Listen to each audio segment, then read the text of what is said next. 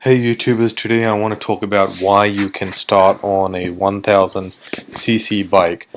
I'm going to give you three specific reasons. I, the first reason is that in these days, the most modern 1 liter bikes really feel like 600cc bikes. For example, my ZX-10R, it feels just like a 600, like the R1 is also very similar kind of size-wise to the R6.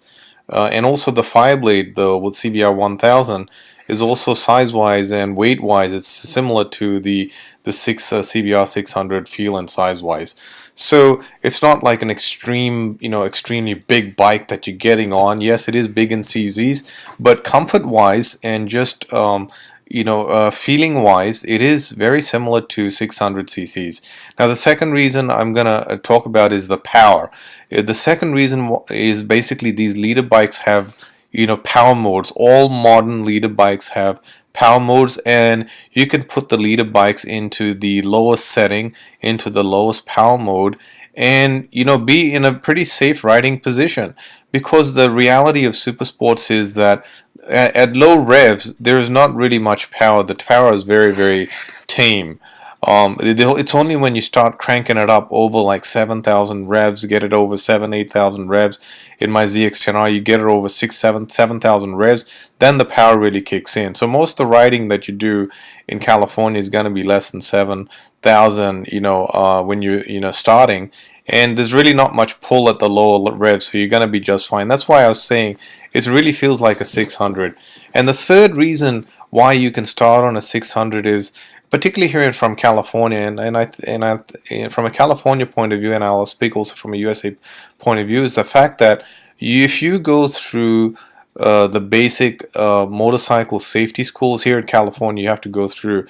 It is recommended you go through a 3-day training. So if you go through that, motorcycle safety school in California, in general in USA as well, you're gonna develop the basic survival skills to stay alive on the motorcycle. For example, the right way to brake, the right way to lean into corners, the right way to take swerving action. So if providing you take the survival skills course before you get your license, you'll be just fine. So these are the three reasons why I believe you can get into a leader bike. Now originally I did do a video some time ago saying that you should not get started on a leader bike, but the reality is that, and the reason why I changed my mind is the fact that I've ridden, I've ridden leader bikes for quite a while, and I've realized that as you kind of mature and you develop into more insights, I really honestly believe right now that